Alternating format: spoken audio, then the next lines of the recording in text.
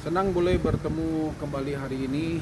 Kiranya berkat dari Tuhan senantiasa menyertai kehidupan kita. Saudara, firman Tuhan berkata, orang yang sedikit diampuni maka dia akan sedikit berbuat baik, berbuat kasih.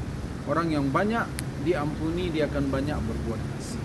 Peristiwa di mana seorang wanita berdosa yang Alkitab katakan dalam kitab Lukas pasal 7, bagaimana waktu itu dia menyadari bahwa dosanya sudah diampuni oleh Tuhan, dan kemudian karena dia merasakan begitu besar kasih karunia-Nya yang dia dapatkan dari Tuhan, dan kemudian dia berbuat kasih dengan cara apa? Dia memecahkan minyak narwastu yang mahal itu, dia berikan ke kaki Yesus, dan dia menyeka dengan rambutnya sebagai bukti wujud daripada imannya yang percaya dengan kasih karunia Tuhan. Dia sudah dapatkan keselamatan, dia dapatkan anugerah dari Tuhan, dan dia berbuat kasih. Saudara, kita belajar dari satu orang di satu bangsa yaitu Gibeon. Meskipun karena kesalahan mereka, tapi mereka itu mendengar cerita tentang Allah Israel. 40 tahun yang lalu dia dengarkan cerita bagaimana Allah membelah laut Teberau, bagaimana Tuhannya Israel mengalahkan raja orang Amori yaitu Sihon dan Og, dan kemudian dia menjadi gemetar, jadi takut, dan dalam ketakutannya itu dia mencari Tuhan. Meskipun dengan cara yang salah, tapi Tuhan melihat iman mereka. Nah, yang kita mau pelajari begini, setelah kemudian mereka tidak jadi dibinasa, sementara bangsa-bangsa yang lain, Ai, Yeriko dibinasakan, hancur, habis semua.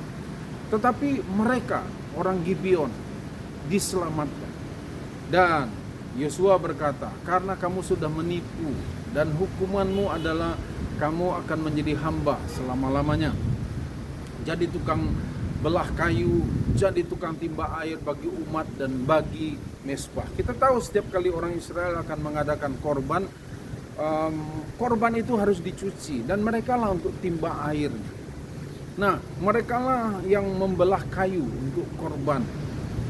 Mereka lakukan sampai kemudian rumah Tuhan didirikan, dan mereka tetap setia membelah kayu dan menimba air, bekerja melayani di rumah Tuhan.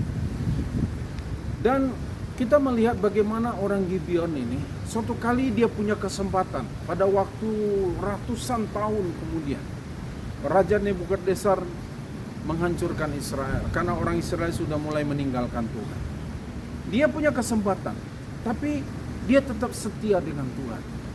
Dan ini hebatnya, saudaraku, dia mempertahankan kasih karunia yang dia terima. Kenapa? Karena dia menyadari, kami ini dulu bangsa yang harusnya binasa, seperti Ai, Yeriko, Amori, dan lain-lain. Tapi kami masih hidup. Dan dia wariskan dari generasi kepada generasi. Sampai kemudian di kitab Nehemia, bagaimana dikatakan Nehemia pasal 3 menceritakan orang Gibeon ikut membangun tembok Yerusalem.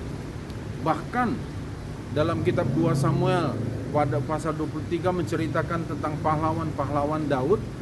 Orang Beerot, yaitu salah satu dari antara orang Gibeon, dikatakan dia menjadi pahlawan bagi Daud dari Israel waktu itu. Kenapa?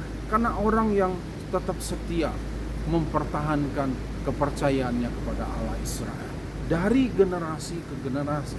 Dan kalau kita menghitung bisa ratusan, bahkan hampir 1000 tahun diwariskan imannya. Orang tua, apa yang kau wariskan kepada anakmu? Legacy apa yang kau bisa wariskan kepada anak?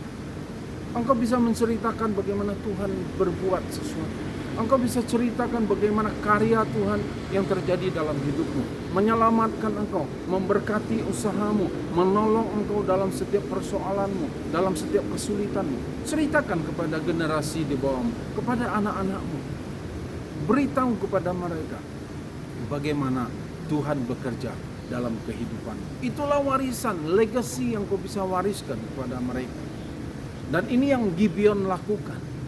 Orang yang merasakan pengampunan dari dosanya, maka dia akan banyak berbuat kasih. lakukan ini.